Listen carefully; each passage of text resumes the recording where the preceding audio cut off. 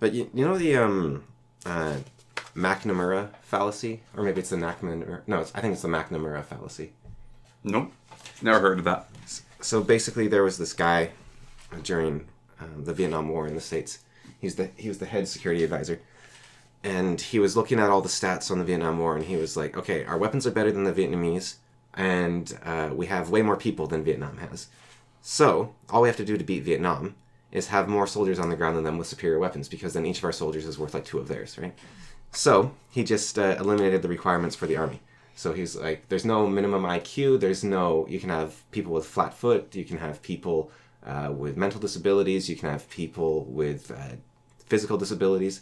Just bring them all in because we have better weapons. And once he took over, the casualties for the Americans tripled in the Vietnam War. Because there's a reason that the Army has this minimum IQ and that they don't take people with disabilities. And it's because when you're in an emergency situation, the ability to just jerk out of the way a split second sooner is huge, right? Yeah. And, to think like, wait, that might be a trap, especially Vietnam. Like, yes. That might be a trap right there, or that might be there might be a guy hiding there. It's possible for someone to be doing something. He took the human equation out of it. Humans just became a resource. Well, he was looking at the data sheets. He wasn't looking at the people, right? So he was... And so the idea of the... he did take the human equation out, but that was kind of a side effect. Because the idea with the McNamara fallacy is that you measure... You look at the measures, right? Yeah. And the measures become the only standard for success or failure. But there's things that you either forgot to measure, didn't realize you should be measuring, or are impossible to measure. Yeah. And so it doesn't account for those. Now, the Army has been around for hundreds of years. They account for those things in a more artsy way. Like, it's not a hard science of here's the numbers. They just say, well, it's important that the soldiers are able to do this because this has not worked in the past, right? So that's how you can account for that. But I think, air quality is one of these things that has a McNamara fallacy, right? You've got that little air thing, right? I had it for a bit. Yeah, but this is called like an air thing, right? Yeah. Yeah.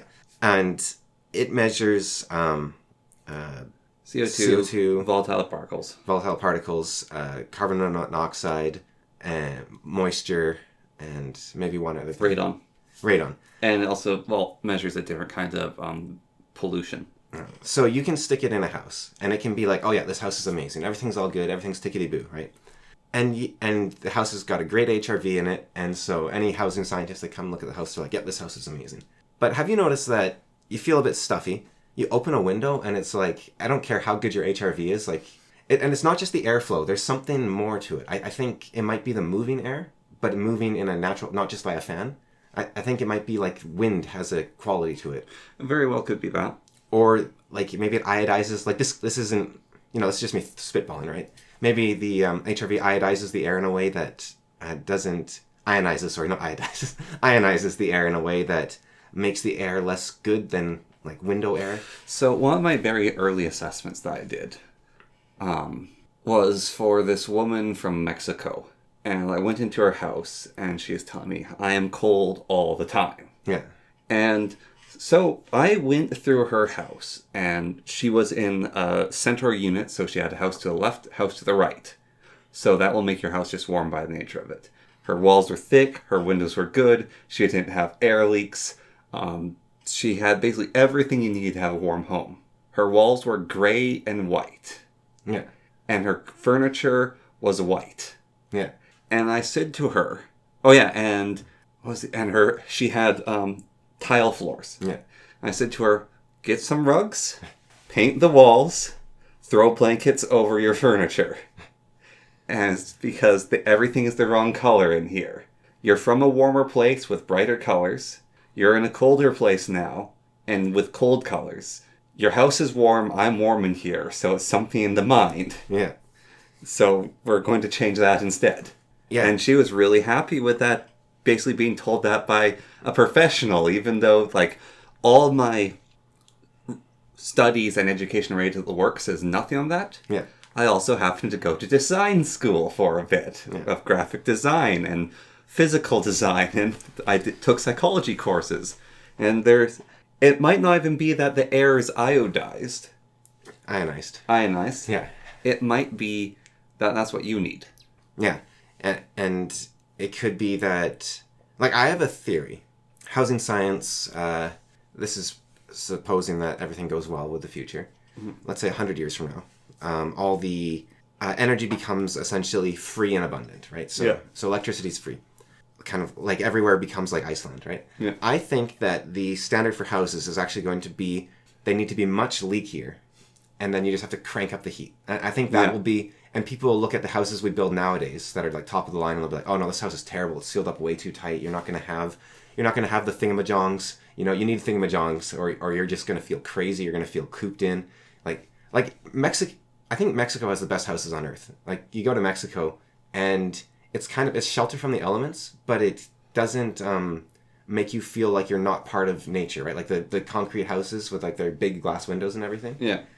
Like, obviously those only work in like Mexico, basically, right? Yes. Because they don't have like jaguars that can come in, and they don't have like horrible poisons. Like, it wouldn't even work in Australia. Like, even if the temperature was the same, Mexico's got this like paradise climate that's kind of perfect for. You can just leave the door open, and the worst thing that happens is a gecko comes in your house, right? Yeah, like, licks his eyeball. They don't even have bad mosquitoes in Mexico. Like, no. It's kind of like heaven on earth, actually. Besides the rampant crime rates and drug wars and corrupt police. Well, I mean, like on a naturalistic level, and it's actually quite the shame that it was Spain that conquered it instead of France or England. If you think about it. Maybe. There is the question, maybe because Mexico is that way, it has that geography, maybe that's what causes these things. Like, do you know the cold climate theory of... You have to trust your neighbors if it's a cold climate. Yeah, it's like the harsher, nastier climate makes the people nicer. No, I definitely believe it, and you have to also plan for the future more. Because I was thinking about this... you were telling me about this theory that... or this idea in Africa, some African countries, where they have this idea where time is when things happen, not when a certain amount of time passes, because it's just this clement climate all the time. Yeah. And so you don't really have a disaster that you have to worry about. You just sit there until, I got to do something. Yeah. And I was thinking how it sounds very peaceful, and I was thinking it doesn't lend much to planning for the future, because you don't need to, right? Like, you can just sit there, and it's nice, and then it's still nice, and then something happens, you go deal with it, and then you're good to go. But... living far in the north, like, it's a disaster all the time. Yeah. Which probably leads to, like, the Protestant work ethic, which is this idea of, like, you got to show up to work at the specific time. Everyone has these synchronized clocks, and you work way too hard all the time, and you never rest, because you never know when the next famine's going to happen. You never know when the next cold snap's going to happen, right? And I don't think it's good for human health, really. Like, I don't think this constant go, go, go is good for human health, or mental or physical. However, it's really good for productivity, I think. Yeah.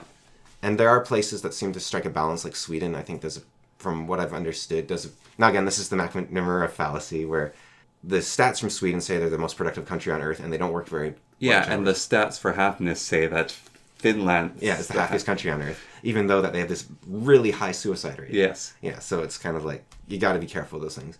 I've looked, Montenegro is a country I'd believe more. Like, I believe they have fairly high productivity as well. Yeah. They're in... like the Balkans, so they're near like Albania. Yeah. And they have pretty high productivity as well, but they also have like super low, I think it's stress levels. And they're also famous. I don't know if you've ever seen a list of Montenegro sayings, but they're famous for taking naps.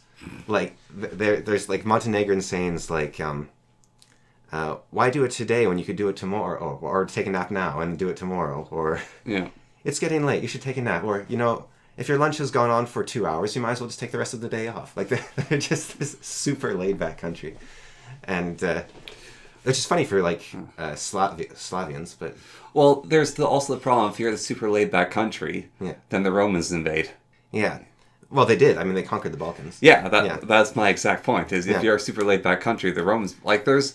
But, like, all the other Slavs aren't very laid-back, so it's kind of... There's this whole story about the Scottish when the Romans invaded, which is the Scottish were like, this is a made-up sort of jokey story, but the Scottish are hanging out doing what Scots do.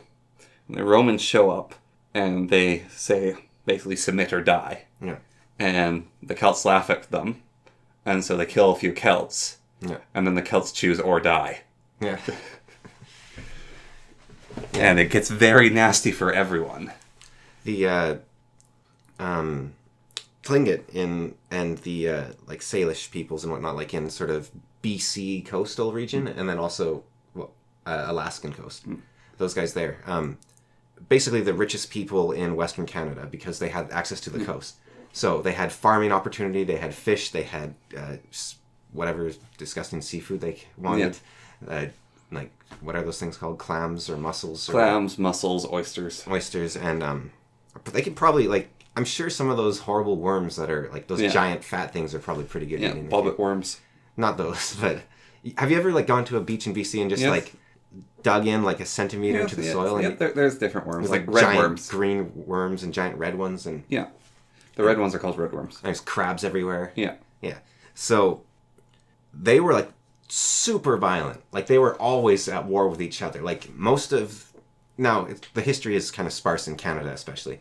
But it seems like, when you look at the history, you often had groups fighting each other, right? Like, you had the Dene fighting the Inuit, and you had the Dene fighting the Casca, and you had the Dene fighting the Cree, and, you know... Dene fighting the Dene. Yeah. Well, not so much that. That's sort of what I'm getting at, is the groups were kind of like...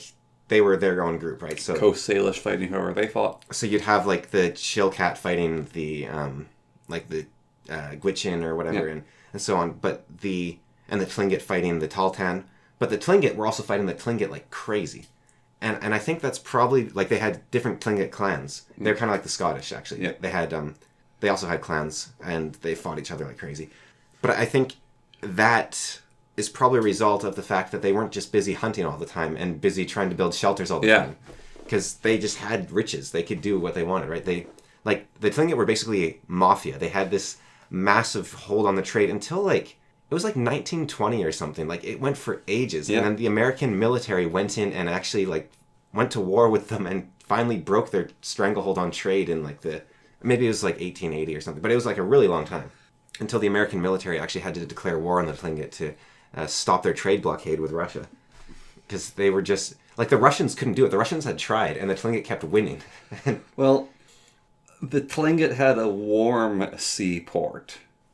The Russians don't. The Russians are jealous. Yeah, I guess, that is such a massive advantage, a warm seaport. I guess the Russians, anything they sent, they had to send through Siberia, so... Yeah, it's going to take... You have to send it through Siberia, and then you have to build it on the Russian coastline. Yeah.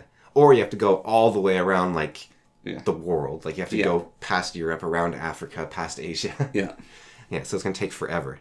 And the Tlingit, they just had, like, they had fortresses, they had cannons, they had... The Russians built a fortress called Archangel, and the Tlingit just burned it down. Like, they were hardcore. And I think, like, Mexico, what you're saying might be the same case in Mexico, where it's just, like, paradise on earth. So, of course, it's going to attract, like, constant violence because everyone wants it. But it's a mixture of things. So, what was it? There's a video on this, which is why there are so many people who grow drugs in Mexico. Yeah. Is if you're a farmer in Mexico, you're poor, but your land can grow stuff, and you can grow enough foods to eat. Well, that doesn't matter because it doesn't pay you anything. Yeah. And so you need to be able to afford your house, you need a bunch of things. So actually having food isn't important, so you need to make money, and you have a lot of land. So you're going to grow drugs. Yeah.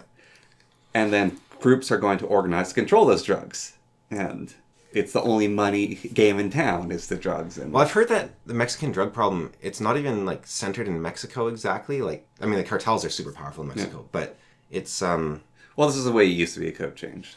Well, it's more like Mexico has this huge immigration problem where they have illegal immigrants just flooding across their southern border. Yeah. And then they cause all sorts of problems in Mexico, and then they go up into the States and cause all sorts of problems in the States. And it's a lot of, like, Colombia and whatnot is coming into Mexico. And Mexico doesn't have the... Now, the cartels kind of control the government, so it doesn't help. But they're not so much the producers as they are, like, the logistics guys, I guess. Yeah. And so they're taking all those from, like, the southern countries and bringing them into Mexico and causing problems. But they're... I don't know if, like, Mexico has had a very long history of not being a very nice place to be for the people, right? Like, like, you go back to the Aztecs, and, like, they were a pretty nasty empire. And I wonder if there's something, you know, again, these unmeasurables even maybe, like... There's those blue holes. Or, evil comes out of them. I mean, the Aztecs worshipped the god of evil, right? Like, they didn't say, like, oh, no, other gods are evil and our god's good, but it's just the foreigners say that our god's evil. No, they themselves said, this is the evil god that shouldn't have won, but he did win. And I've heard, I don't know if this is true, but I've heard a theory about this, which is that the Aztecs and like neighboring people, they look around, they see life, right? And they're like, okay, clearly the god of evil rules the world. Like, life is so harsh, life is so horrible, there's clearly an evil god in charge of things. So we should do whatever we can to appease this guy so that he's not horrible to us. I wonder if the, like, central North American First Nations. Yeah. Because I can't remember which group it was, but they basically called, like, Canada hell. Yeah. I wonder if they also considered Mexico hell. Like, this basically, you're in this strip of land which is perfect. Yeah. And to the north of you and to the south of you is hell. Yeah. Like, and when you think, like, Canada was hell, it is frozen or on fire and always full of bugs. Yeah. Like, why would you... And very hard to get around because there's It's mountains very hard to going get north, around, south. and the people there are savages who kill everyone. Have you read Guns, Germs, and Steel? No. One of the main points of his book, now I'm not sure if he's correct about this, but one of the main points of his book is that Asia and Europe, mountains go east-west, right? Yeah. Which means if you want to have a huge amount of land and a big empire, you can deal with places you already understand, because you can just go to the east or the west, and the temperature will be the same, the climate will be the same, the trees will be the same, the people will be the same. Mountains in North America and South America go north-south. Yeah. Which means that if you want to have a huge empire, you have to go north-south, which means the temperatures will change, and the seasons will change, the trees will change, the animals will change, the people change, which means you can't do it. You can't handle jaguars and cougars and bears. Like, that's too much, right? You're not maybe the Romans could have, but the Romans had the advantage of being able to spread out first. Yeah. So his reason is not that...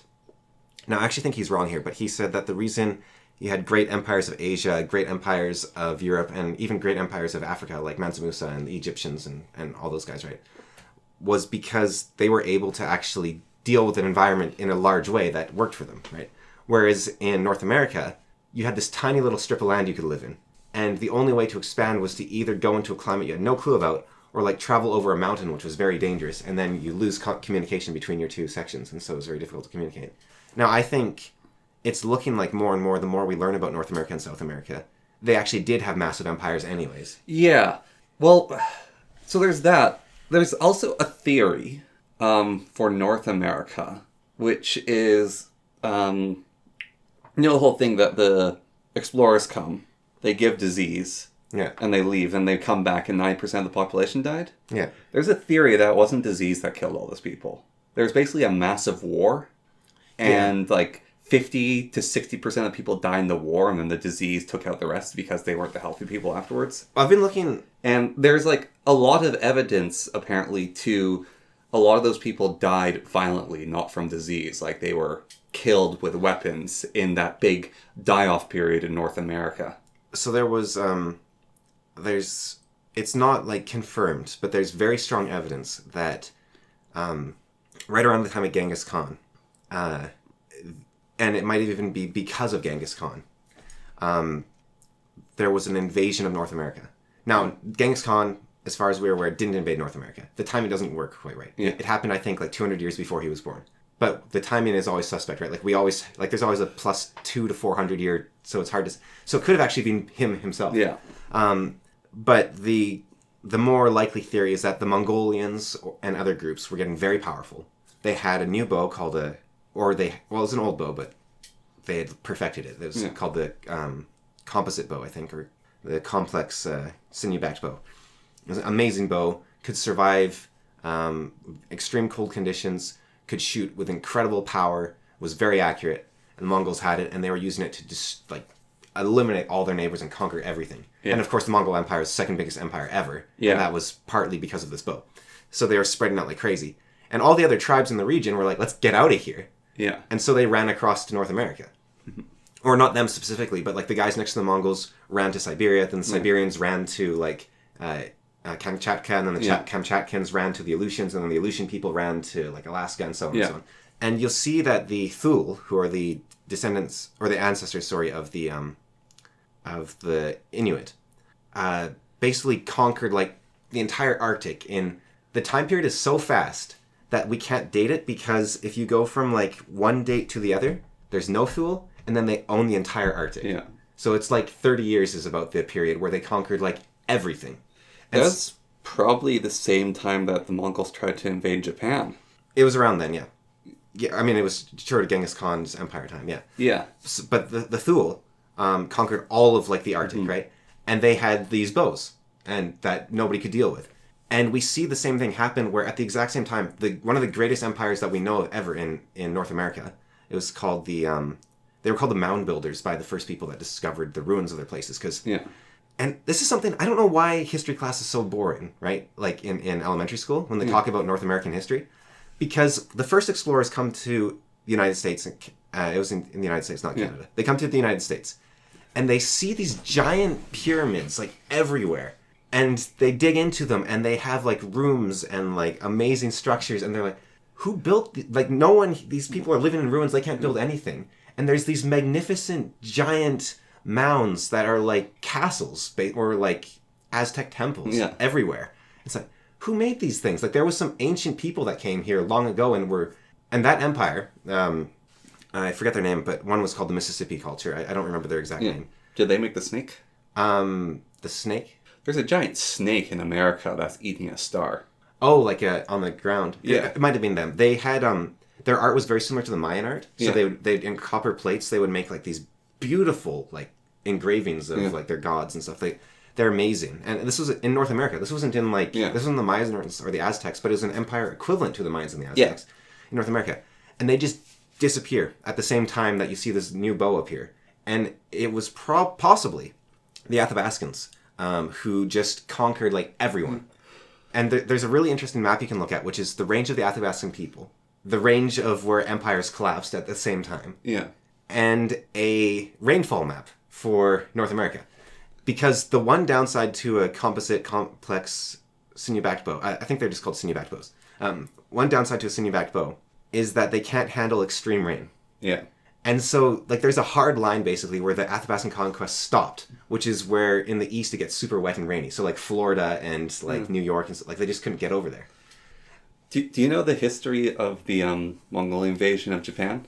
There was 2 great invasions. Yeah, and they both failed because of tsunamis. Yeah. Yeah. Well, so they both failed because of tsunamis.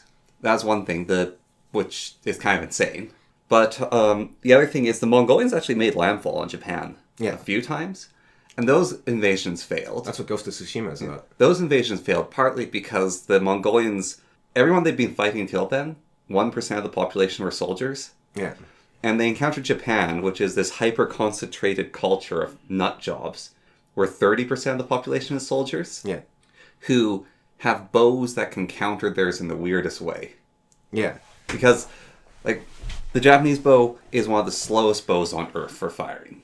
Those things take forever to actually draw back and release. But they actually have range. They have a superior range to the Mongolian. I also imagine, like, Japan is... And they have castles that are actually a really good kind of castle versus the Mongolian tactic, which was to burn things. Because the Japanese castle would burn, but it doesn't matter, because the second part of a Japanese castle is there's a giant cube of dirt with a castle on top of it. Yes. And your horse can't get up a giant cube of dirt. Well, that's the other thing, is Japan is very mountainous, right? So it's like... Mountains, valleys, rivers. So it's difficult. Now, the Mongols were very adaptable, and I'm sure if there hadn't been the 2 tsunamis, they could have figured it out, because, like, they took out the old man on the mountain, right? Like, they were able to take down the greatest fortress on Earth with their cannons. Like, the Mongols used air balloons, they used cannons. They didn't just have horseback with archery, but that was, like, their main thing. But they had everything, and they were, Ogadai, was that his name? Genghis Khan's son? Yeah. And his general, Kublai Khan. Maybe it was Kublai Khan. Like, brilliant generals. Some of the best in history, maybe the best in history.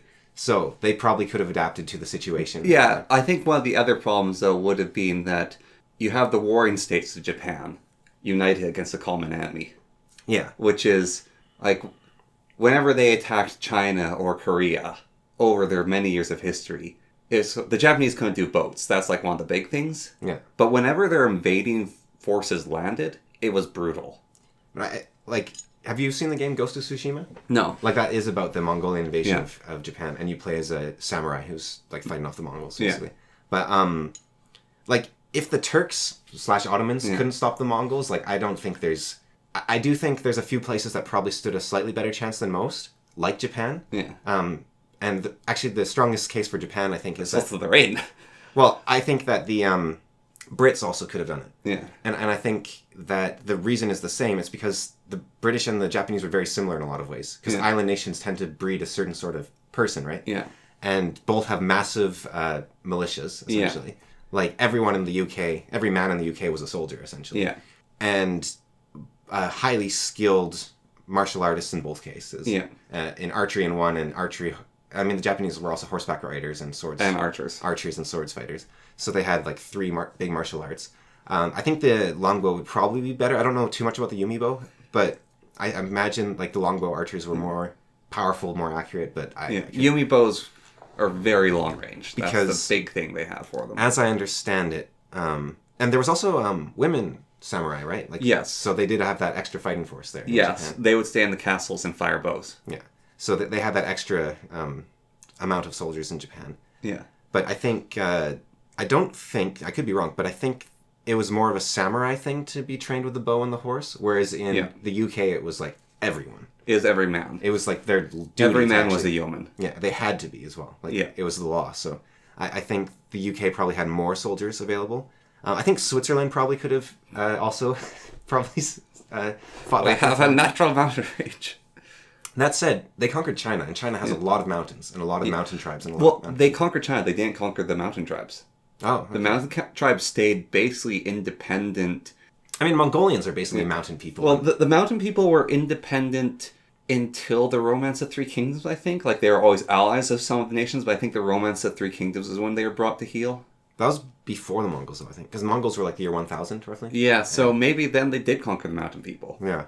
I mean, because during the Warring Kingdoms periods, one of the kingdoms basically became allies with the mountain tribes, and that gave them a massive edge. I mean, they're able to take down, like, the Hashashins, right? So, so those are very different mountains. Yeah, but they're still, like, horrible, like, jagged mountains. Yeah.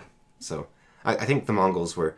But yeah, you're saying, like, there's this theory that there's this massive war, and the evidence does seem to suggest that the Mongols basically conquered North America. Like, not actually the Mongols, but their technology transferred along to the Athapascans, who... Well, this wanted to be in that period, though. This massive war was in... When did the Age of Exploration start? Was it 1600? Well, like, Columbus was 1492. 1492, he didn't get to North America. North America was, like, 20 years after him. And the, like, the west coast of North America was much later. Like, that was the 1800s when they were first... Yeah, but so the east coast was probably 1500-ish when they first came there and poked around. And they left and came back about 100 years later when everyone was dead. Yeah, I guess. Well, the other interesting thing on that is the Vinland and the records of Vinland. Do you know about that? Yeah, the Vikings made friends with the people they met Well, there. the Vikings made friends and then the Skrælings came and killed everyone. But there's a massive empire. Yeah. Of, like, people just grew food everywhere. The land was abundant. That might have been the Thule, because the Thule and the Vikings came to North America at basically the same time. Yeah. And they even traded with each other. So the Vikings traded iron for, like, furs and stuff. Yeah. And then the iron went to, like, the Inuit, and the Dene people were actually, they had, like, steel-working forges in North America. And, like, how is that not in our history books? Like, they had forges in the Arctic. Yeah. Working steel. Like, these were some of the most advanced metalworkers on Earth, and they were some random people in the Arctic. Yeah. Well, if you want to do steel working, the, the peel's great for that.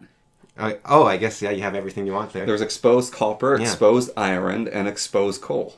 And then the copper is ridiculous. The people, like I think it was the Tlingit, there's just giant copper nuggets everywhere, right? And so to work copper, most of the world, what you do when you have a copper age is you learn how to make these furnaces, and then you heat the copper, you work it, and you make your weapon, right? And it's a fairly terrible weapon. I mean, it's not terrible, but it's not the best weapon ever. The Tlingit didn't have forge technology. That was pretty rare in North America. But they had such large copper nuggets, they'd actually just take saws to them and, like, saw, like, I want an arrowhead, so I'll just saw an arrowhead out. I want a sword, I'll just saw a sword out of this. I wonder, like, you know how there's the rise and falls of different empire? Like, the Roman Empire had its rise and its fall, and then it's like, these must have been built by giants, like the aqueducts and all that stuff. Yeah. I wonder if North America was basically conquered during the fall. I think that's exactly what happened. Because, like I said, there was this huge amount of warfare, there was a huge amount of disease, and I think everywhere on Earth, China, Europe, North America, they have these periods where the empires collapse, They have periods of disease, like the bubonic plague. Everything's forgotten. The records are lost. Like, people talk about how devastating smallpox was in North America. Yeah. But I don't think... there was this idea, I don't know if it's still around, but when I was getting taught in school, it was like North Americans were uniquely susceptible to disease. Yeah. And Europeans are, like, immune to disease, right? It's because they lived together and concentrated. I don't think that's true. No.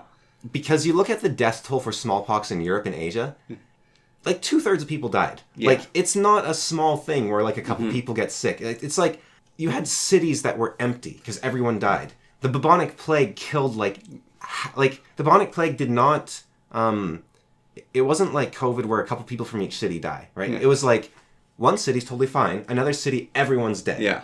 It just, like, anywhere it appeared, everyone died, and some people just got lucky. That was more how it happened. There's, Callum did a tourism video. Yeah. In, I think it's Pakistan. Yeah.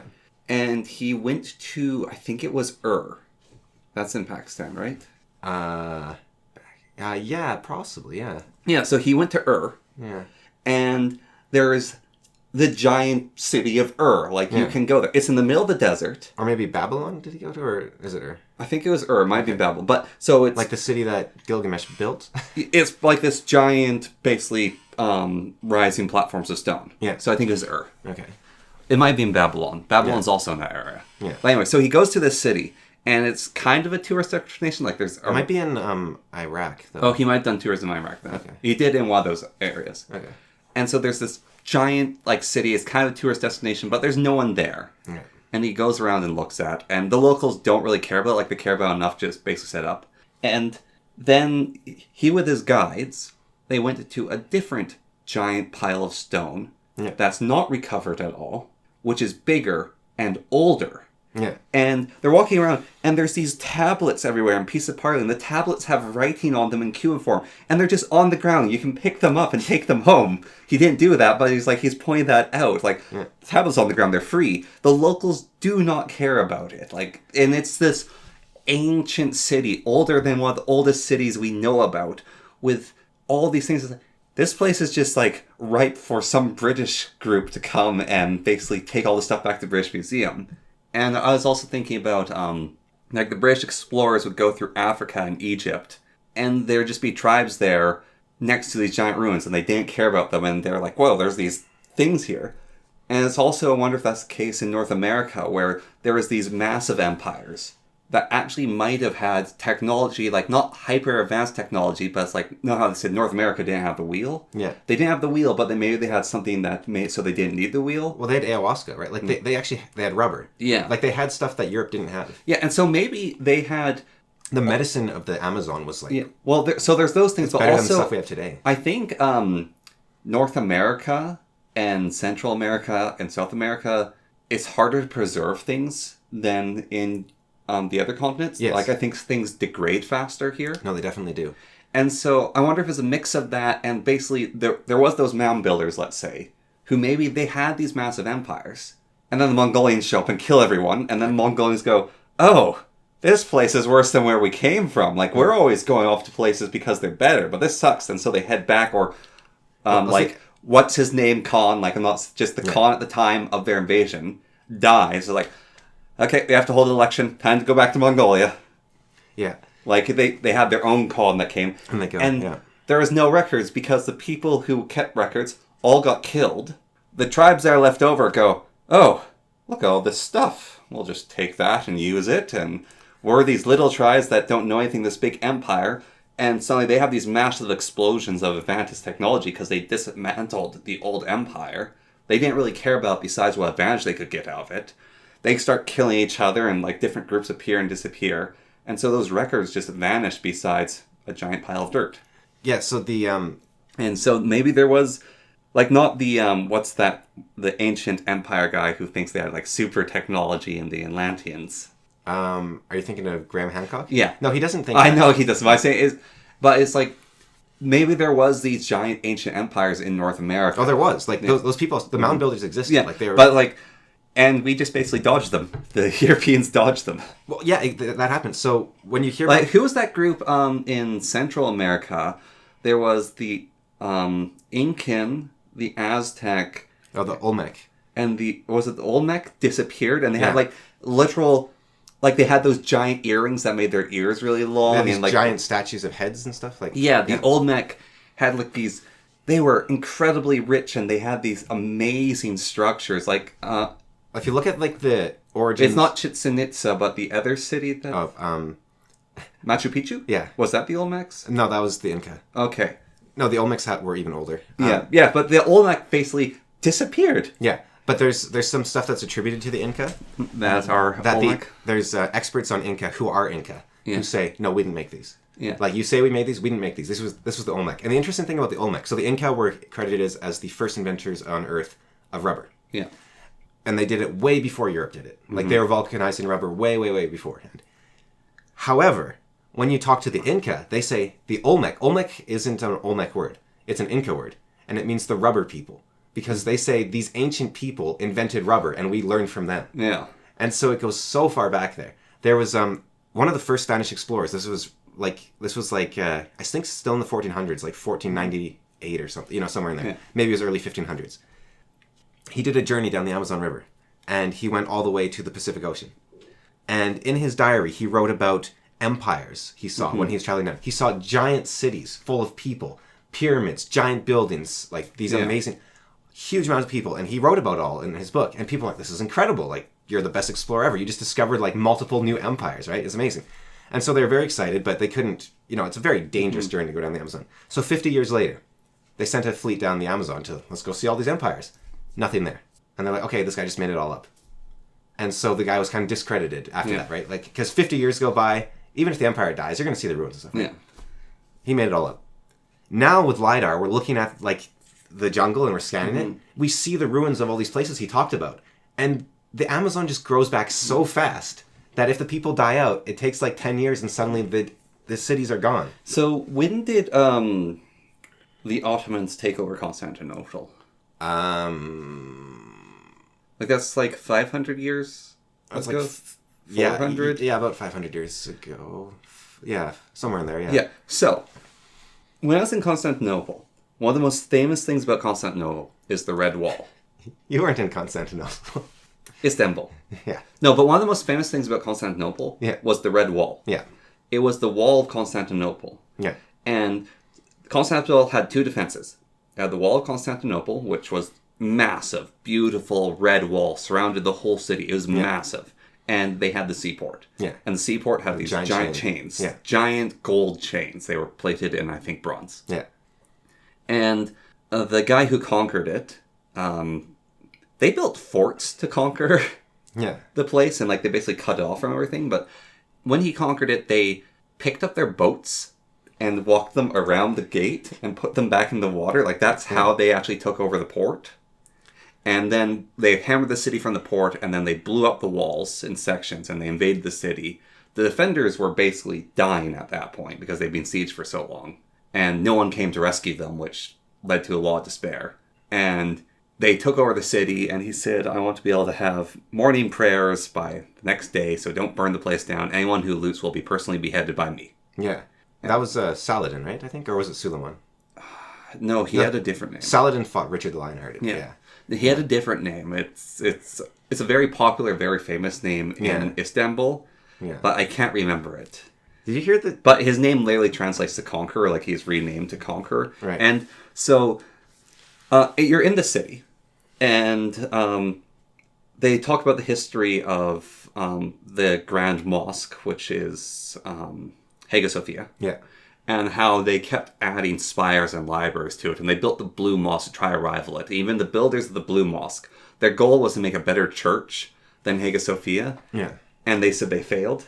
Yeah. And it's kind of weird because there's the arrogance of the Arabic tribes. Yeah. But then there's the, whatever the Turks are, is slightly different than the Arabs. And so the Turks basically admit that they didn't succeed, even though it's like the same religion. Well, at the risk of being firebombed, the Turks are just the same as the Greeks, right? So yeah. But anyways, the point of this whole story is when you're in Istanbul, you can actually see the wall everywhere. Yeah.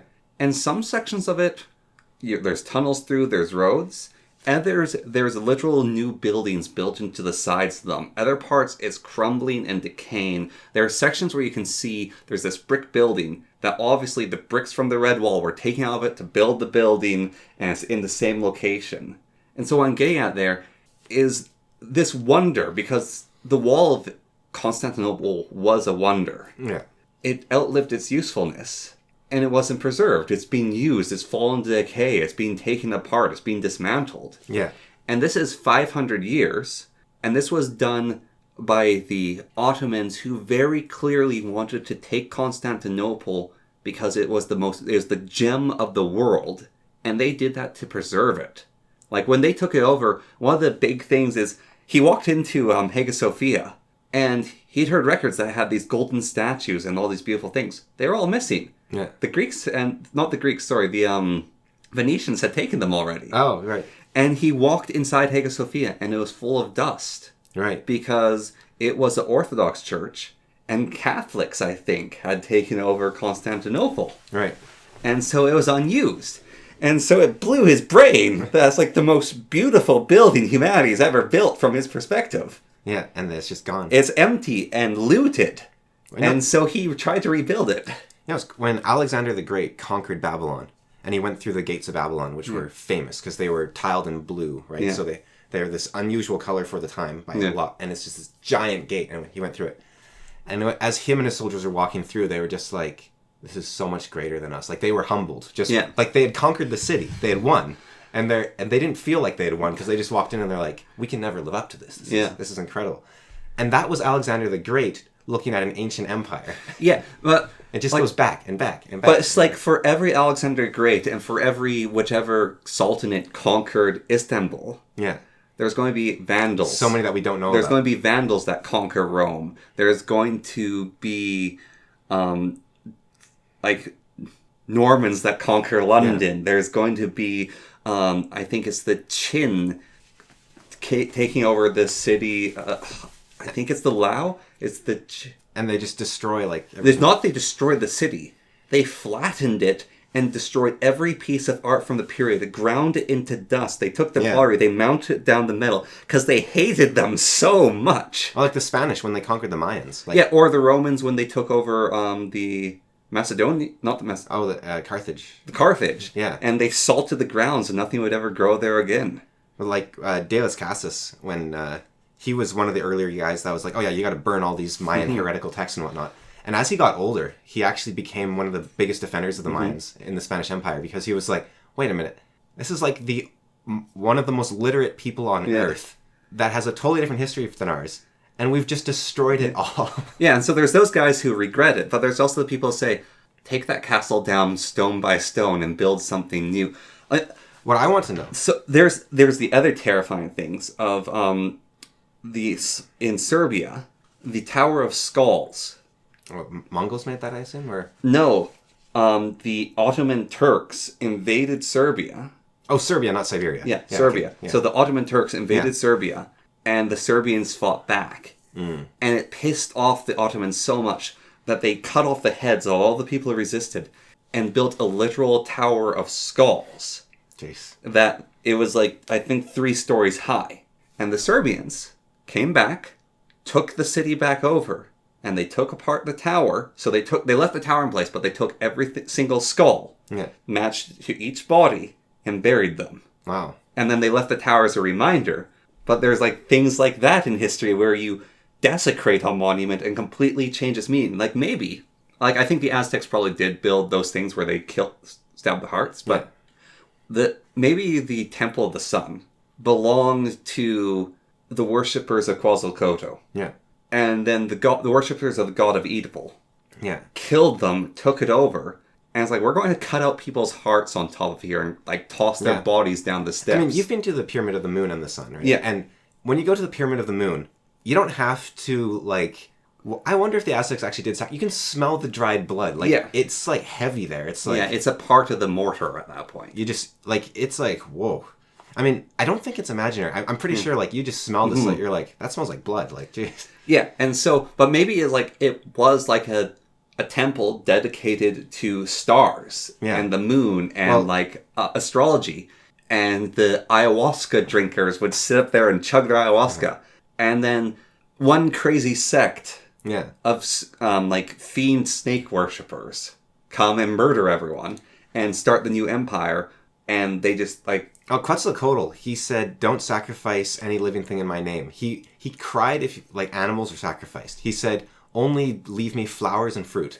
Yeah. Like, he was such a peaceful guy. Yeah, well, Quetzalcoatl, well, that's even why I'm saying, like, snake worshippers, like, maybe Quetzalcoatl wasn't a flying serpent. Yeah. But the people who took over afterwards and turned him into that as an insult. Yeah.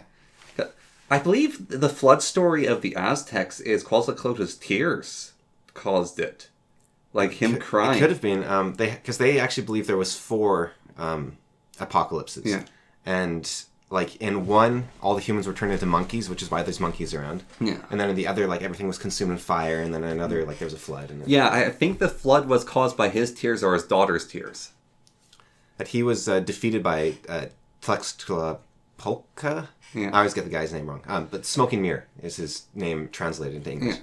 And so Smoking Mirror defeated him, and that is in the story, and Quetzalcoatl said, "I'll return." Yeah. Is Smoking Mirror the guy we have the wooden artwork of?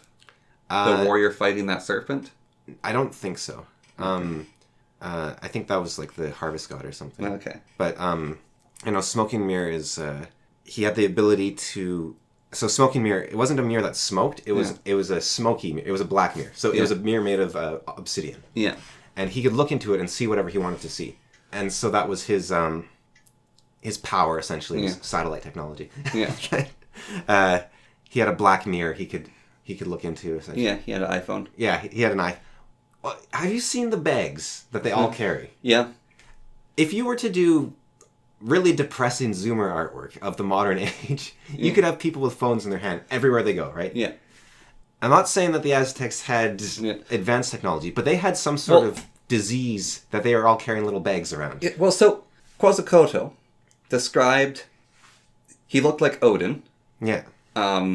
Like, besides he had both eyes, he literally looked like Odin. I'm not talking about the Norse Odin, I'm talking about Odin, the historical person. Yeah. He had pale skin, white hair. A white beard. The people he traveled with had white hair. And so the interesting thing about Quetzalcoatl and Odin is they're both old men. But they traveled with other people who weren't old, who also had white hair and white skin. And so Quetzalcoatl is defeated. He goes back across the ocean. And the Spanish show up, who aren't exactly the most Caucasian. Yeah. But there's the whole thing of like, oh, these must be the gods. But maybe it was quite literally like, you know the principle in Islam where you hold your God in your heart and you pretend to be the other religion until you can take over and fight again? What if it was like there's a bunch of old God worshippers who they don't want to have to believe in like the smoking mirror anymore. They want Quetzalcoatl to come back. Yeah.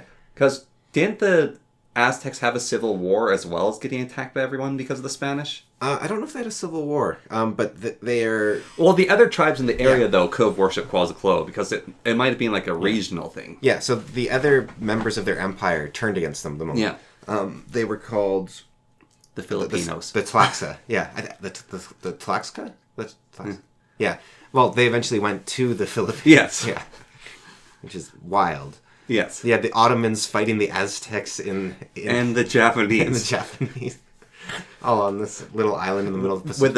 With their Spanish and Portuguese allies. Yeah. It's like, and can you imagine imagine a really far right Filipino, right? It's like, we must return to our history. It's like, which history? Bro, our language is weird. It's like, okay, all right, so we'll return to our Aztec origins, our Spanish origins, or our Ottoman origins, or our Japanese origins. Or the original island people. Yeah, whatever that was at that point. Who might have been Australian. It was actually a Filipino, I believe, who was the first man to circumnavigate the Earth. Because Magellan, when he went around the Earth, they started it in Italy. Yeah. And then they went all the way around. I guess they went under South America. And so, but his one of his servants was Filipino, which meant he had already gone most of the way because he had gone from Philippines to Italy. And so then when he went back to the Philippines, he was the first one to... But what was interesting was they came across these tribes that no one had ever encountered before. They hadn't contacted the rest of the world. But this Filipino guy could speak to them. Yeah. Because they had just split off a really long time ago, but they kept the language. So he was able to talk to them and translate. And you were talking about this desecration of history that we lose it. So the oldest, or maybe the second or third oldest site we know of on Earth is Göbekli Tepe, right, in Turkey. And the Turkish government, I don't know if you've ever seen the YouTube channel Bright Insight. No. He's kind of a woo-woo conspiracy ancient history channel, right? Yeah. He's basically like...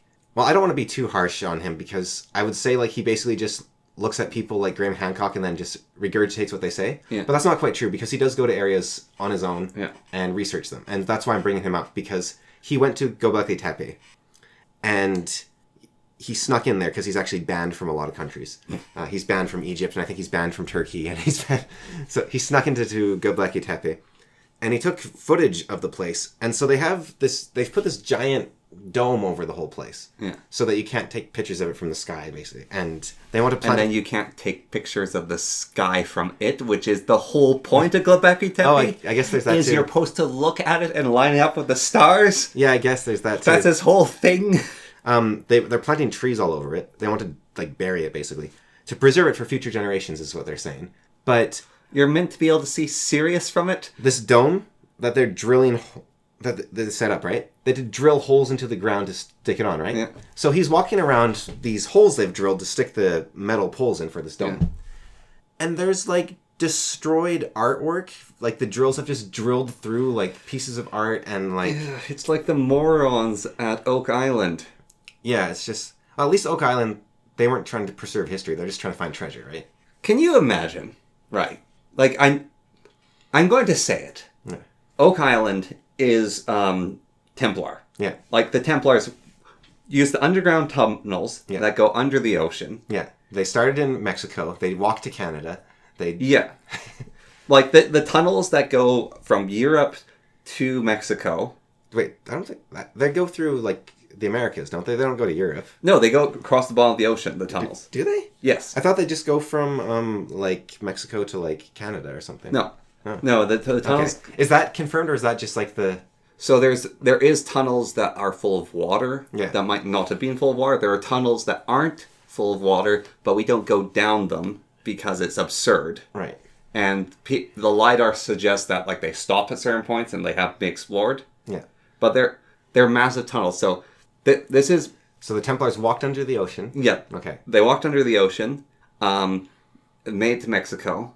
They dropped off the tablets for the, whatchamacallits? The Mormons. Oh, right, yeah. Yeah, they dropped off the tablets for the Mormons. Yeah, okay. And they built their giant secret lair under Oak Island in Canada. Yeah. And it was this giant temple. It was full of papers and gold and treasure. All the treasure that they took with them after Friday the 13th, where the Grand Templar got burned to death. Yeah. And... no, they have like the actual Ark of the Covenant down there, and they have that golden apple of Eden that gives you powers in Assassin's Creed. Right. And that's all. And then these morons go, hey, there's a little bit of gold down there, yuck! Let's go drilling and flood it! Instead of actually finding the proper entrance. Yeah. Because the thing is obviously booby-trapped. Like, it works with the landscape, literally set up to flood. Because if you don't find the proper entrance, it will destroy itself. It's literally, like, it's a bundle of sticks, and if you pull the wrong one, it explodes. Yeah. And instead of looking for the entrance, they decided to start pulling sticks to try to get to the gold. Right, yeah. And then they were like, hey, we can make a reality TV show about it. And so they made the Oak Island TV series where they kept trying to find treasure. I think the most valuable thing they lost there was... the paper. Yeah, because they drilled into it, and they took up pieces of paper, but... It's like ruined by that point, so... They took a piece of paper the size of coins. Yeah, because they just drilled a giant hole down there. Yeah. And we just filled that with water. Whoops. Yeah. I think, like, I was talking about De Las Casas, right? Mm-hmm. And now he was... he actually worked very hard to preserve any Mayan text he could. Yeah. But he was a priest. He was a member of the Catholic Church. Yeah. And so the Catholic Church might have a bunch of Mayan texts that nobody's seen before, right? And, just... But maybe they took them and they buried them under Oak Island. Yeah. But I want... Like, the Italian government, right? I don't know why Mussolini didn't do this. He really missed out, because he didn't like the Catholic Church, right? He should have invaded the Vatican. Yeah, he should have invaded the vaults of the Vatican and just... Like, then Mussolini maybe we would have looked at them more Will neutrally. they find the army of Jesus clones down there? Just all like, I'm trying to come back. Let me come back. And they're like, no, you're not allowed. There's no day of reckoning yet. We don't want the rapture. Like, ooh, that'd be spooky. I'm sure you could do. Nobody's ever done it before, but I'm sure you could do some sort of conspiracy theory about the Catholic Church and make a show about that or something, or a book about that. But like, I was reading about I forget its name. It's considered the most important text in Christianity that we have. It's a Greek Bible that's from like the year 300 or something. Yeah. So it's the oldest Bible we have, and it's complete. It's like it's got everything, and it's in a language we can understand. So it's massively important for all the translation work we do and all the understanding. But it's still 300 years old, right? Yeah. And it totally changed like the perspective on a lot of things. There's another book that's, I think it's a bit younger, but it's like a Hebrew one, I think, and so it's also considered this very important text. But like, how many of those do you think they're sitting on? Like, is there one from like, what's his name, Paul? Like, do they have one of Paul's? Did Paul ever write anything down? Do they have one of Paul's books just like lying there? And they're like, Well, there's that whole issue.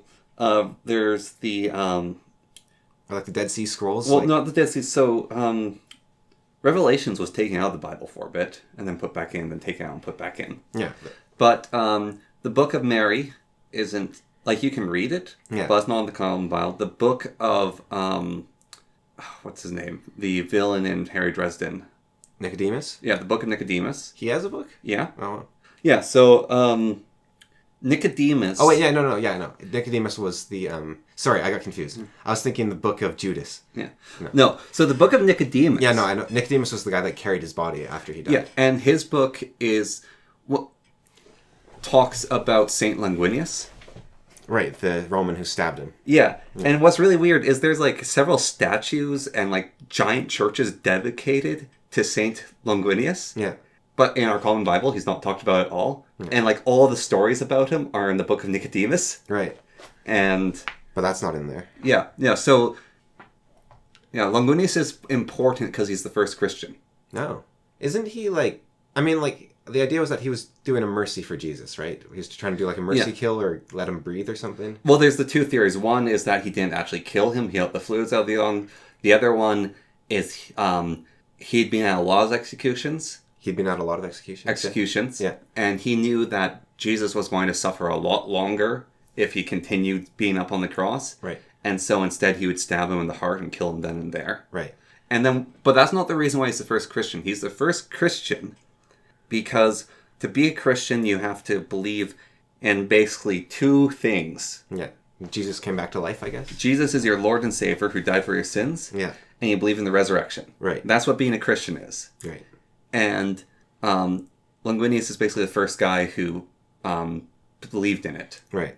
So that's what makes him a saint, I guess? Yeah, I was saying, he's like, the first Christian. like the mercy kill, like, it doesn't seem like... It seems like he was a decent dude, right? But Yeah. I don't know if that makes you a saint. Yeah, and then he later on went to spread Christianity as well, even though he was a Roman centurion. Right. Which is... Yeah. Yeah. He probably died. Actually, I don't know if you can become a saint unless you die. Or no, a martyr, sorry. Yeah. Yeah, you can become a saint, I guess. Yeah, you can be a living saint. Yeah, but he went to also spread Christianity. So he's the first Christian. He is the first non-Jewish person to believe in the Abrahamic faith or something. And So would the... But, like, so those are two books that we don't have. There are loads and more that we still have, like the Dead Sea Scrolls sort of have some stuff that we don't use. Yeah, and we find new stuff occasionally, and we're like, oh, wow, this is totally different now.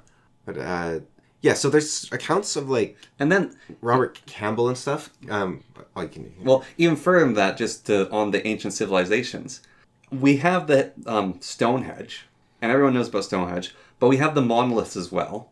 What's the deal with the monoliths? And then we have the ley lines. And the ley lines are, like, in Great Britain only, I think? Yeah. Well, they're not... they're probably for... My guess is they're for navigation. Yeah. And I think that was the original theory. Because basically what happened was there was a guy in Britain, and he noticed that there was a bunch of places that were called, like, Dudley and Jonesley and whatever else they might be, right? Yeah. Laversley, and so he's like, they all ended with L-E-Y. That's kind of funny. Yeah. And he looked at a map of them, and he's like, they're all in a line. Like, they're all in straight lines. So you have all these, like, markers, and they're all in straight lines. So those are the ley lines. All the things that end in L-E-Y. Yeah. And he thought it was weird that places had the same last name, and they're all in a line. And his theory, I think it was his, was that Great Britain today looks nothing like it used to, right? Great Britain today is all cities and fields. Like there's no forest basically, except for Scotland, and even then it's like way less forest. But back in the day, Britain was famous for this impenetrable woods, and it was a nightmare to go anywhere in Britain because it was very dangerous. There was wolves, there was bears, and the woods were huge and dark, and you couldn't see anything. Like you could get lost in the woods like a meter away from your town, and you just never find it, right? Because it's just dark and impressive. So the theory was that if you got to a ley line, you knew, or not a ley line, but you got to a ley place. Like you came to the Dudley Cairn, right? Yeah. So you see a big statue of Dudley or whatever. Yeah. I don't think it was called Dudley. I don't think there's a statue. But you come to like a post on the ground. Yeah. The Dudley post, and you go there. And you're like, okay, if I go in a straight line, I will find another post. Like a straight line between, I already came in a straight line. If I keep going a straight line, I'll find another one. And so that was how you could navigate this like impenetrable. I think that was his theory. Yeah, well, so there are like these old structures there. There are the Viking burials grounds. There's Ben Nevis and the Moors and all the mysteries around those. And do you think a wooden shack built on the Moors or Ben Nevis like 300 years would survive? Like, what do you have to build in Scotland? Yeah. You have wood. Yeah. And so there could have been giant wooden buildings that are just gone from like hundreds of years ago. The problem, this is a problem with... There's like the Giant's Causeway and the bridge, the weird land bridge that can happen between Ireland and England. Do you know about that land bridge? No. So it's basically this mythical land bridge, which is if the ocean gets low enough, because the giants make it go low enough, then you can walk between Ireland and England. And there actually historically might have been events where basically the sea levels got low enough due to like weird tides and things. Or just freezing. Yeah, this land bridge opens. And then you have... like all of Doggerland used to be a place you could live. Yeah, and so... It flooded, and so... Like the UK, you used to be able to walk to the UK from France, right? Yeah. And then that all flooded, so... Yeah, and so who knows what's going on there. And then you go to like France and all these places, like all these European places that are really built... Like the catacombs of Paris. Yeah. Like, why would those started? Like... Put your skulls somewhere. Yeah, but what... It's just, there's all these weird things. I think it's probably the bubonic plague. I don't know, but there's a lot of weird stuff that happened after the bubonic plague. Like, people are like, we've got bodies everywhere. What do we do with these? But there are literal holes in history. Oh, there's tons of holes. I mean, like the Hittite Empire, one of the greatest empires ever. We know nothing about. The sea people who caused the Bronze Age collapse. Yeah, we know nothing about them. Like the Hittites, what we know about them is that they existed. Yeah. And that they probably had gods that rode animals. The original cataphracts. Yeah. So the cataphracts are a famous horse that the Byzantine had. Persians, I think, even. No, no. So the Byzantines based theirs off the Persians. Yeah. And the Romans, but the Persians based them off the cataphracts, who the Romans fought. Yeah. And the cataphracts were this weird group of people. They're like Scythians or something. Well, we don't really know who they are, but there's the historical event where they were covered in rags and furs. And the Romans were ready to fight. Like, Romans didn't like fight cavalry, but they could fight light cavalry. And then the mightiest heavy cavalry force in the world just showed up out of nowhere with, I think it was full iron armor and swords and armored horses. Yeah. And they slaughtered that legion and then disappeared. Yeah, there's some... Like, there's this weird historical fighting force that disappeared. Or the Teutons. The Teuton Empire collapsed, but the Teutonic Knights were a religious fanatic order that took over a country and started taking over other countries. And then they disappeared. Or did they? Are they the Masons now? Well, I think they were the Templars, and the Templars eventually got... pissed everyone off for owning all the debt. Everyone decided, you know what, we're done with these people. We're going to take them out. So I don't think the Teutons... Or there's the unfortunate case of the Knights... Where are the group? They like fortifying everything? Oh, the Knights of Malta? Yeah, the Knights... But that group, not the Malta Knights, like the big... Oh, the Knights of St. John? Yeah, the Knights of St. John. Yeah. They accidentally took apart the not the Acropolis, some Greek tomb. Yeah. They took it apart to build fortifications. Yeah. And then they realized there's a tomb, and they rebuilt it with different stones. So there's like this very famous building, which is like this giant tomb. Yeah. That is, we actually don't know what the original looked like, and we only think that looked like that because these knights basically went 4, 5, 4, 5, 4, 5, 5. Oops, that's a crypt, and they rebuilt it. But they were so busy fortifying, like even actually you can see their works on the Acropolis. Like when you approach the Acropolis from one side, that in Athens, it's like, oh, this is very cool. And then you look at different parts of it, and you see these stone bricks, and it's like this giant fortress. Wait, the 40K Space Marine sects are just knight. Yes, they are. Just like Crusader orders. Yes. Knight orders. Yeah. Yeah, like the Iron like Fists. Dorn is just Yeah, the Iron Fists are Knights of St. John. Yeah. They basically turned it into a castle. And you're looking at this like, if you didn't have cannons, Yeah. this would be untakeable. Like, these walls are 40 feet high. That's gotta suck, eh? Like, you make Malta, and you're like, okay, here's an unconquerable island. And then cannons get invented, and you're like, oh, what was the point of all that? Yeah. I mean, castles still help against cannons, but they're, like, in the... The Star Forts, cannons couldn't breach.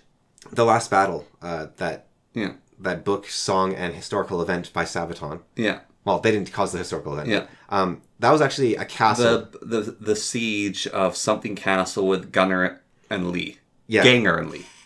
That castle they were in was actually defending them from cannon fire. So it was defending them from tank fire. Yeah, tanks. That I mean, yeah. Well, a tank shooty thing is called a cannon. Yeah. So I mean, it was stopping tank fire. Now it was wrecking the castle. Yes. Like castles back in the medieval ages, basically indestructible.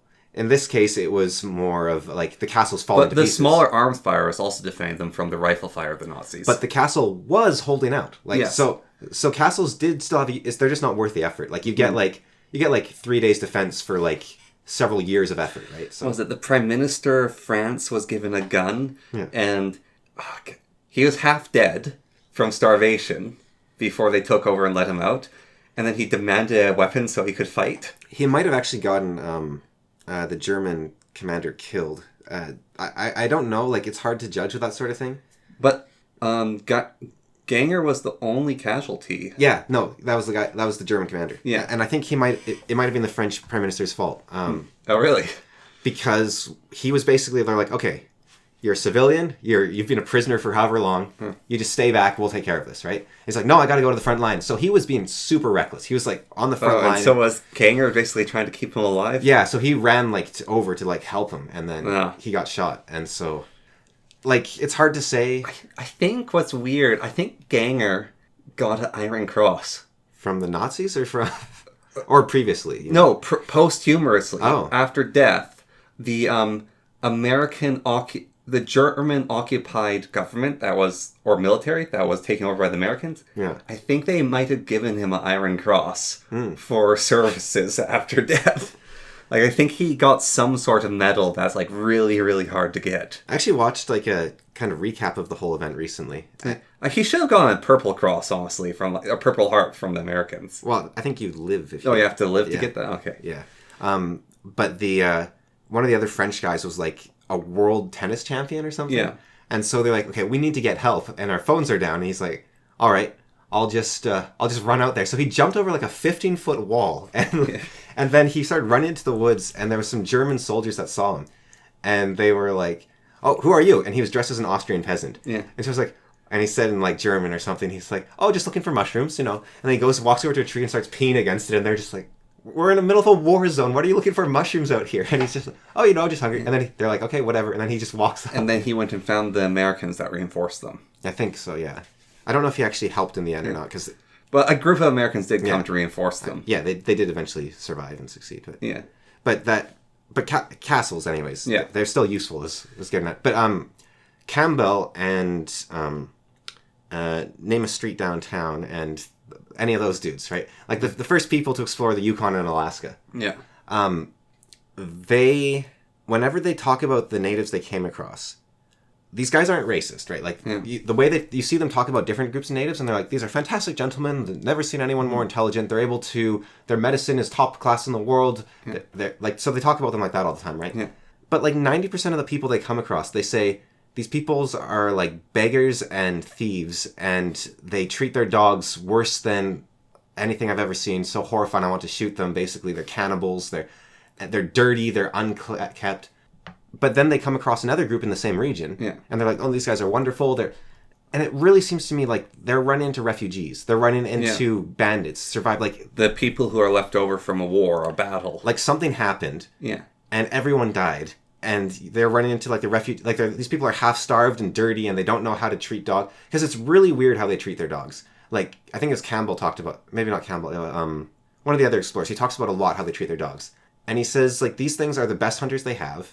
They're huge dogs they had, and they're amazing hunters. Very strong. They can pull sleds. Like they can do everything for you.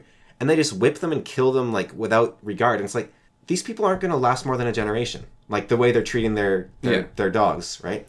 There's no way these people have been living here for thousands of years like this. Yeah. This is not normal. Versus these are like the broken people, the dregs of society that survive. That have no idea how to keep society going. Which group up here built the dirt houses? I don't know about dirt houses. I remember I took a field trip one point here, and we went to one. It's like an outdoor living museum where they're rebuilding their structures. Yeah, and there were these lodges that were built into hills, like they had mounds of dirt on top of them. There, these log structures, and there are these little fortified villages, basically here that are very different from the conception of the First Nation out there, which is like living in skin tents and being nomads. Yeah. Like there is one group up here which would build fortified villages, and they would still do the migration thing, which you basically had to do to survive up here. Like the Punic people would do that, but the Punic are more in Alaska. Yeah, you would go around from location to location to get food. Yeah. And these people would basically build these fortified structures in location to location. And I'm pretty certain that it was in here. Like it was a hour-and-a-half bus ride there, an hour-and-a-half bus ride back or something. Okay. Or an hour-long bus ride trip. Yeah, I don't know. That we took in elementary school. That's neat, though. Yeah, I would believe it for sure. There's a lot of, like, they would build fences and houses and stuff, like, for corpses, like, for funeral stuff. So I assume they would do it as well. Oh, yeah. The First Nation graveyard things that we have are really weird. They build little houses in the middle of nowhere. They build little houses and surrounded by a fence. Yeah, and they put a little pole up on it. Yeah. Yeah. That was actually another thing which might... that might have come from Christian culture, is it? Or something? There's a really weird there's a Christian idea of, like, the wandering houses or something, which you just build this house... Like, on the Big Salmon River, there's a wandering house. Yeah. Which is these strange teleporting houses in Christian mythology, which people build, like, representations of them as something. I don't... But, like, there's a weird amount... in the Yukon. Maybe it's everywhere else. It's just I've been here. Yeah. And I know, like, we've been taught a lot about First Nation culture and history, although apparently not not the cool stuff like the copper saw people. Yeah. But, like, their creator, their prayer to the creator, which they give in English and First Nation, is basically a Christian prayer. Yeah. And a lot of their mythology here, anyway, like... You go to, like, the legends of Coyote and Tarantula and all those things. Yeah. Those are very New World religions. Yeah. Religious figures. Like, they are not Old World Christian. Yeah. But then you look at the myths here, and it's like 50% Old World Christian, 50% New World First Nation. And they're, like, merged into each other. Yeah, I think a lot of that is the Jesuits that did that. Yeah. But there could be some stuff in there, like, because the Crow was like the main figure up here, but he wasn't. Well, no, that's what I'm saying is the Jesuits did do something to the mythology here, but they were a lot more like the Norse, the Athabascans, I think, where they had a lot of heroes. Yeah. So there's like is it mostly Athabascan up here? Yeah, it's all Athabascan. Okay. Yeah. The only other group is the Inuit. And if it's all Athabascan, then how are the Tassoni so different than the other groups? They're not like the Shoshone are also Athabascan. Yeah. But like there's differences between the Athabascan groups, right? Yeah. Like it's like saying everyone is Latin, but they're still. Oh, okay, so that's what that's. But they're still like French and Spanish. So Athabascan's like a larger people. It's like saying Italian is Athabascan. Or bigger than that. It's like saying Latin. Okay. Like Chiricahua are Athabascan, Navajo are Athabascan. The Apache are Athabascan, the Shoshone are Athabascan. Okay. Like, it's a huge, huge group. Okay. Yeah.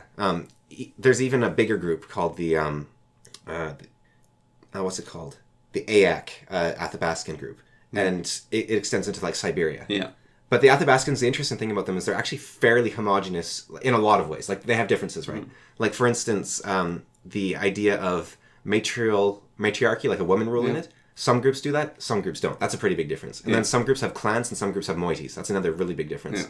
So a clan is like, we are all descendant of, they were matriarchal, so we're all descendant of Sally Smith. So we're the Sally Smith clan, right? Yeah. So that's clans. But then moieties is like, I'm a raven or I'm a crow, right? Yeah. So there was groups that did one, there's groups that did the other, there's groups that did both. Yeah. But then the, where was it going?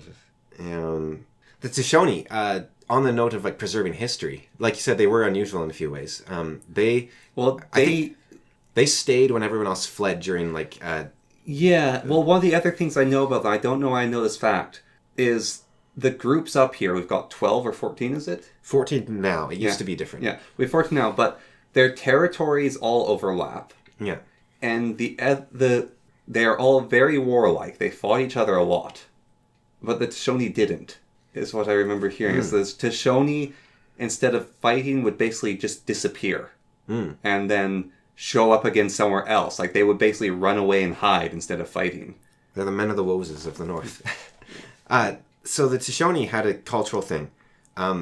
So guns weren't really a thing in the Yukon. Yeah. Like, they were everywhere else on Earth, right? Yeah. But they weren't a thing in the Yukon until, like, I think it was, like, the early 1900s to even mid-1900s. Yeah. And part of the reason was guns were super expensive, right? Yeah. But still, 1850, you had Russians coming in, and they were going to the Tlingit, and they're like, hey, you want to buy some guns? And the Tlingit are like, yeah, sure. So they would just buy the guns, and this is great. And then the Tlingit would go to North America, and they, like, inland, and they'd be like, hey, you guys want to buy guns? And everyone would be like, yeah, sure, we got guns. But in the Yukons, mostly just the Yukon specifically, they had this idea. There's this thing called the enemy stranger. Another name for it was the Nahanni. Yeah. And it was this ghostly figure that would haunt graves, and it would whistle at night. So even today, there's First Nations who say, like, do not whistle if you're walking out in the woods. Like, don't do it. That is so funny. There are so many myths about whistling in the woods in North America. It's like, if you hear whistling, get out of the woods. If you hear whistling, don't leave the trails. Yeah. So they say, like, don't do it. There was actually an early explorer. I forget who he was. It's funny because you read about these explorers and you're like, manly men. But you realize most of them are like 23. Like, they're young men, right? Yeah. And so he was good friends with the natives, but he would actually sneak out at night near one of the camps. And he would hide in the bushes and whistle. And everyone would start panicking. Yeah, he's 23. That makes sense. Everyone would start panicking to the camp, and he'd write about, like, I had an excellent prank the other day. But jolly good show. And they're just, like, panicking. They're like, there's ghosts out there. Yeah. So, anyways, what they would do to prevent this... they called them Nahan? They called them the Nahanni, yeah. That's interesting. Yeah. And because it means, like, enemy stranger, right? Yeah. So that's, like, the Dene, they're like the people over there. It's the same word, right? Yeah. The Casca, actually, were also called the Nahanni a lot of times. Because everyone's like, oh, yeah, the Casca, they're the enemy people. And the Casca are like, hey, no, we're not. We're not Nahanni. Yeah. And the Casca actually took offense to be called Nahanni, I think. They're just like, no, we're not. What are you talking about? So anyways, these ghosts, the way you dealt with it was very similar to how the Norse dealt with Draugr. Yeah. So, in many ways. So you would never... you'd steal their pants. You'd never take a corpse out of a room the same way it had gone in. Yeah. So if someone dies, like they walk into their house and they die, you put a hole in the wall and you pull them out of that hole through the wall. Yeah. Or you take them out of the window. You don't take them... So they did stuff like that with these guys. But then the other important thing was when someone died, you'd make one of those graves like we were talking about. Yeah. And you would burn all their possessions. Yeah. So you'd burn their bow, you'd burn their clothes, you'd burn their jewelry, you'd burn, like, whatever they had, you'd burn it. And that was a way to, like, make them go on because they didn't have any possessions tying them there. Yeah. But it meant that, like, you burn a bow, that's like 10 days work for a skilled guy, right? Yeah. You burn a gun, that's like a year's wages or something, right? And so they just they couldn't afford to have guns spread through their society because you'd have a rich guy come along, buy a couple guns, buy some ammo, and he's got a gun for a while. And then he dies, so you burn his gun, and now your tribe doesn't have guns anymore. So how are the Tishoni different? That was the Tishoni that did that. Yeah, that was the Tishoni that did that. And so that, but I don't know, like, because it kind of varies, right? Like, it depends. Well, we also have northern and southern Tishoni, don't we? Yeah. And I was talking to a northern Tishoni woman. She was like, the southern Tishoni, they sound so weird. what happened was when the volcano went off and they had the Year of Two Winters, Yeah. everyone was since like fled, but the Southern Shoshone stayed, and so the cold damaged their throats, so now they sound like I was like, That's several hundred years ago that happened. and it was kind of funny because I was thinking like I could see that affecting their language. I don't know if it affected their like biology. Yeah, like that's a few hundred years ago. Yeah, it's like 200 years ago. So I don't know if that. I mean, with what are those genes called? Epigenes. With epigenetics, yeah, maybe it could like affect your throat a little bit, but it's like I don't think it'd be that extreme. Now you could also say that everyone died except the people that had the weird throat because of the colds for some reason. But so that guy, the Canadian guy who's First Nation who collects stories of monsters up here. Hammerhands, Peter Hammer, something. Yeah, not Hammerhands. He in one of his videos about Bigfoot. Yeah. And hairy men or Sasquatch. There's a very interesting story of this guy. This is where we're talking about that trust, where he could never get the elders to talk about anything, but he made some friends with younger hunters. Yeah. And one guy told him his hairy man stories or his Bigfoot stories about. He said there are several different ones that he knew about. And, another name for the Nahani is Nakani, by the way. Yeah, yeah. He wrote down like several different stories. So, like one guy's house got attacked by them. And his wife, and his young child basically had to flee and abandon the house. But one of the stories was this guy's out hunting with a rifle. And I think he was bear hunting, is what it was. And he sees something moving in a tree, and it's a bear. So he raises his rifle and he fires at the tree. And hears a scream. And this white-skinned boy falls out of the tree with ginger hair. Yeah. And an Irishman! Fire! Well, no, so the First Nation guy who shot the boy said he looked like one of the white faces or Europeans. Yeah. And it weirded him out. And then the child kept wailing and screaming in a language he didn't understand. And this guy could speak English. Yeah. It's like, what's going on with this? And then this giant hairy woman comes crashing through the forest, and she's got like fur on her face, and she's naked besides the fur. And she scoops up the child. It's like, you've shot my friend. Yeah. And says it to him in his language so he can understand it. And he's like freaking out. And she like basically tucks the kid away under her arm. Yeah. And it's like, you will never hunt bears again. And then she turns around and storms off in the woods carrying the child with her. And he dropped his gun and he never hunted bears again after that. Yeah. And he's like, he said she put a curse on me. That's what he told the guy. But the curse wasn't like some incantation. It's just, you'll never hunt bears again. Which is pretty common for stories around here where it's typically animals that do it. But yeah, like... But I think the really weird part about is he shot what he said was a European child. Yeah. And then a Bigfoot came along. And Sasquatch scooped him up. It's like, she didn't say you shot my child. Yeah. She said, you shot my friend. Yeah, you got to keep an eye on the gingers. And then she ran off with him. Yeah. And it's such a weird story. A lot of... There's, I think I've seen it from a few elders now. First Nation elders.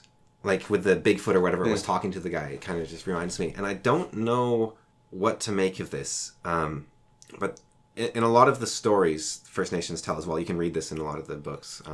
Like in like the northern ones anyways up here.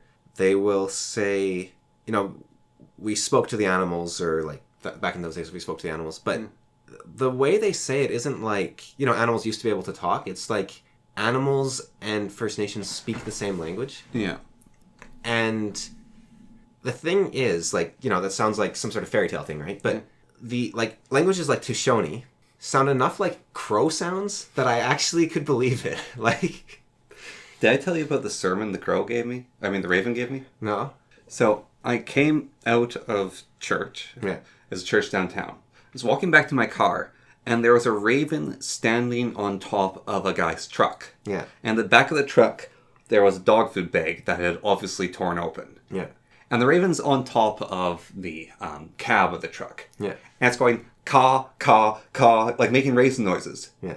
And it starts variating them, and it keeps going. It doesn't stop. And I just stopped there, and I'm standing like 3 feet from it. Yeah. And they're big birds. And it's looking at me sometimes, looking out in the world. And it literally gave a sermon. Like, that's what it felt like. Like, this raven was preaching to the world. Yeah. It was having, like, it was up on its soapbox giving a talk. And I was the only person there to hear it. It didn't care. Then it hopped down to the cab, scooped up a piece of dog food in his mouth, ate it, then jumped up onto the side support, talked some more, then hopped back down into the, I guess the bed of the pickup, and ate a bunch more dog food, then hopped back up onto the truck and started just cawing again. But it was like yesterday, I heard one that was screaming constantly, and it was the same vocalization over and over again. And when I looked outside to see what was going on, it was it and two other ravens were having a disagreement, and it was being the most vocal about it. Yeah. And it's doing the same vocalization. The one on the truck changed it up over, like, it would go through one vocalization, then it change up and do a different one, change up, and it would adjust its feathers and ruffle itself, and it would walk about back and forth. Like, it was a proper, like, good sermon. I think you can... I don't know if ravens have a language, or if it's more like every raven has its own way of talking, and they kind of figure it out between each other. But you can definitely communicate with ravens. Like, there's so many experiences I've had with ravens that are like one time I was at a construction site, right? This construction site is in the middle of the woods, but it's been going for ages. And there was a raven who clearly was sick of the whole thing, because every time, like, the saws or the hammers stopped, the raven would make this super loud, like, jackhammer noise. It was like... It was just, like, mocking, like, the sound, basically, right? Like, oh, this is the sound... Look, this is what you sound like. And at another time, I saw a roadkill of some sort. And I saw a raven flying overhead, and it was going a different direction from the roadkill. And I was like, that's over there. And the raven turned in the air when I pointed, to move towards the direction I pointed, and then went down to the roadkill. Like, and I've had a raven, it did a little, like, loop in the air, and then it caught at me. And so I did a cartwheel, and then it cawed, and it was like a different caw, kind of like applause. And then I did another cartwheel and did that caw again. And it was like, yeah, do a trick. Look, I'm doing it. And then it did another loop. And it was like, hey, do a trick. And so I did a trick, and then I was like, yeah. Well, it's terrifying intelligence, actually, that they have. Like, I don't know what that one on the truck was talking about. Yeah. Because it could have been talking about, like, you shouldn't leave your dog food here, because I'm going to eat it. It could have been basically asking from some friends to come over and eat with it. Yeah. It could have been lamenting the state of society that people are stupid enough to leave their dog food in here, and now I'm going to get fat because I'm eating your horrible food, and I know it's not good for me, I'm going to eat it.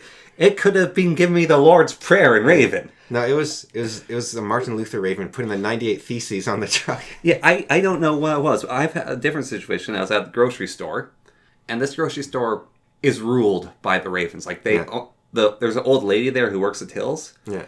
And the ravens land on vehicles all the time. They'll sit on the hoods. They'll walk around on them. They'll take food from people if you give it to them. And she said, yeah, this parking lot belongs to the ravens. Yeah. And so, but I was in my car, and the review mirror, the side mirror, I guess, raven lands on it. And they're big. They have long beaks. Yeah. And I have food. And the thing is, I'm pretty certain I've fed that raven before. Yeah. Because at one point, like, I've given that raven junk food one time. Yeah. And then one point I was walking home with junk food, and the raven started following me because recognizing. And I said to it, follow me home, and I'll give you actual good food. Yeah. And so I get home, and it follows me the whole way home, which is weird because I told it to follow me, and it did. Yeah. And it lands on the railing of the deck. And I go inside, and I come out with raw roast beef, like a big chunk of it. And I put it down on the deck. Yeah. And it eats it. Yeah. And then it flies up onto the chimney and basically smokes itself. It warms itself on the chimney. So I'm pretty certain this raven knows me. Yeah. And so it sees me eating in my car, and it lands on the mirror, and it's looking at me. And it's fluffing itself and doing the things. It's not on the hood of the car getting warm. It's just doing it. So I roll down the window a little bit. Yeah. Not enough so it could fit through. And it starts clacking its beak on the metal bar in between the open window and the mirror. And that freaked me out. No, they're big birds. Yeah, but it is like going... Yeah. That's spooky. And so I did back up the window and told it to go away. And it kept staring at me through the glass like, hey, you're going to give me that food, aren't you? No, they're big birds and they're spooky birds. Yeah. And yeah, that's a little like, ooh. Yeah. Well, it's probably just being friendly, but you're like, hey.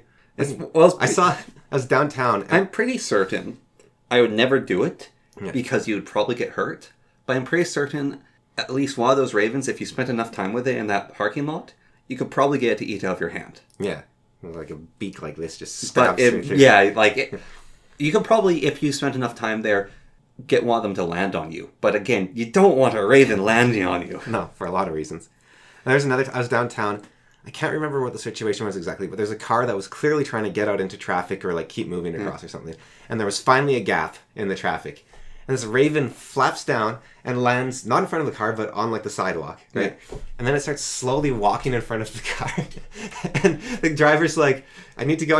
And the raven just looks at him and then just slowly walks in front, like completely... there's traffic going by and everything, and the raven's just like, no, I'm going to take my time. I'm just going to walk right in front. I understand why there's the myths about the ravens. He's clearly here. pranking him. Yeah. I understand why there's myths about the ravens here, though. Yeah. Because you see most birds walk, and most birds look silly walking. Yeah. Ravens don't. Yeah.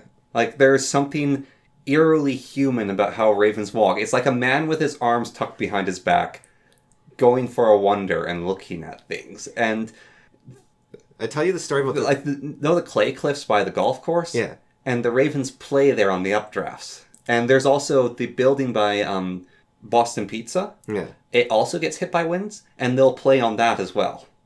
I think there's something like the First Nation stories about the ravens. There might be a warning in them too, because the raven is a prankster, and he's a good god. Like he's But a positive didn't he used god. to be a giant creature that ate people? Maybe in some of them, Because there's one story where the raven, he would eat people who are still alive if they got injured, and he's this giant thing. And eventually he got tricked and he got burned, right? Yeah, he burned into a tiny cinder. Yeah, and he was cursed to be that little cinder, and so he couldn't be as big anymore. But one of the stories, he's going along with his brother, who it's a deer that he's called his brother. Yeah, he's like, you will be my brother now, and so the deer follows him. And they come to this chasm, and there's a little thin tree across the chasm. And the raven's like, look, a shortcut. We should take this way. And the deer's like, oh, I don't know. That looks dangerous. And the raven's like, no, it's fine. See, I'll go across first. So the raven hops across the stick.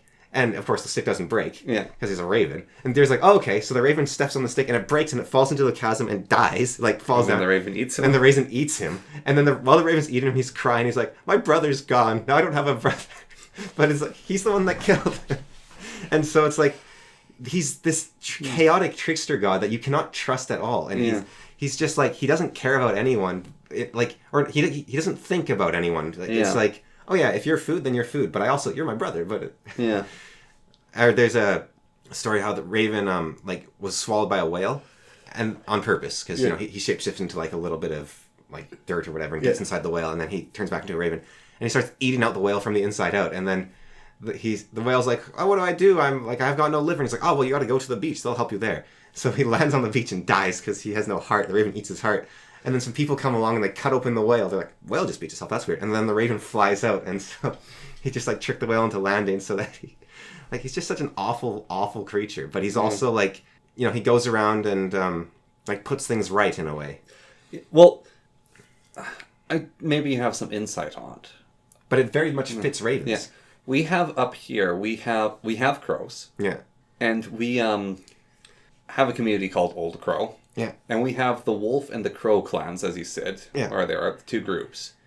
However, ravens are much more important up here than crows are. Yeah. I wonder why it's the crow clan and not the raven clan. Is that like a translation thing of...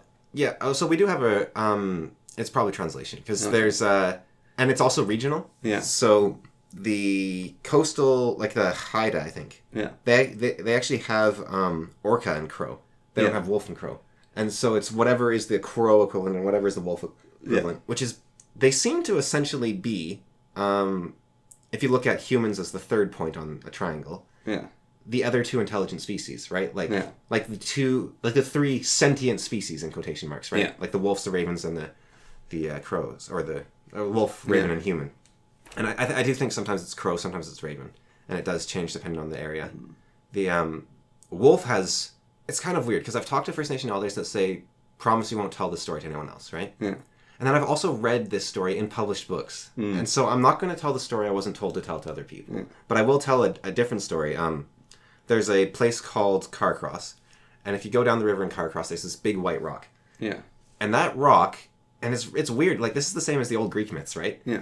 There's these ancient legends about a place, and you're like, wow, that's so cool. And it's like, where is it? Oh, it's right there. And you can just point at it. Yeah. It's like that white rock right there down the river in Carcross. Or in the Greeks, it's like, oh yeah, Achilles died on that island over there. What? Oh yeah, Snake Island right there, right? So, or Carbidus, like that giant whale that's had the whirlpool, right? Yeah. That's those rocks right there, like, or the clashing rocks that the Argo went through. Yeah. You can see the clashing rocks. You can take pictures of them. They're a place. It's just the Argo went through them so fast that they don't clash anymore because it gave up. It was like, no, not worth it anymore. Yeah. So anyways, this white rock, there was a guy that was starving, and he went out, he was looking for food, and back in his day, I guess, you just, like, I don't know, jumped on grouse or something to get food, like you couldn't do anything. And it's winter, and so he's starving. And so this man comes up to him, and he says, you look like you need help. And he's like, yeah, I do. And he's like, well, I'm your brother, so I will help you. And he's like, what? Who are you? He's like, I'm Wolf, I'm your brother. And he's a man, though, right? And he's like, okay. And so he's like, so you will take the things that have helped me. And he hands him snowshoes. And he says, these you can now walk through the snow. And you'll take this. And he hands him a bow. And he says, this will allow you to hunt animals. And then he's like, why are you doing this? And he's like, because we are brothers, and I help you and you'll help me. And then he goes off. And that's how the snowshoe and the arrow were invented. And was just a wolf handed it off to the guy. And it's like, on this white rock, of all places, I guess. And it's like, why does Wolf do that? Like, why do they have such respect? Like, Raven I understand, but Wolf, it's a more interesting one, because I haven't had much experience with wolves. And that's got to be a very scary thing to have an experience with in general. So it's like, there's the Hammer Peters, or whatever his name is, that guy. The reason I mentioned that they're also called the Nakani is because he has a very short write-up on the Nakani.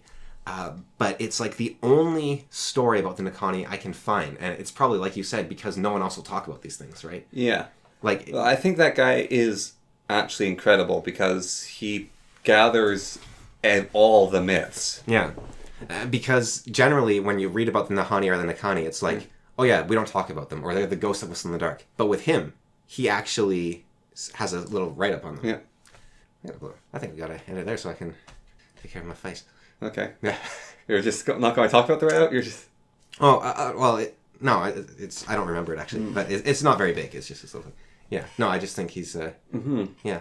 But no, I think my health is starting to go, so. All right. Yeah. Hello, and welcome to The Fool and the Philosopher. The Philosopher and the Fool.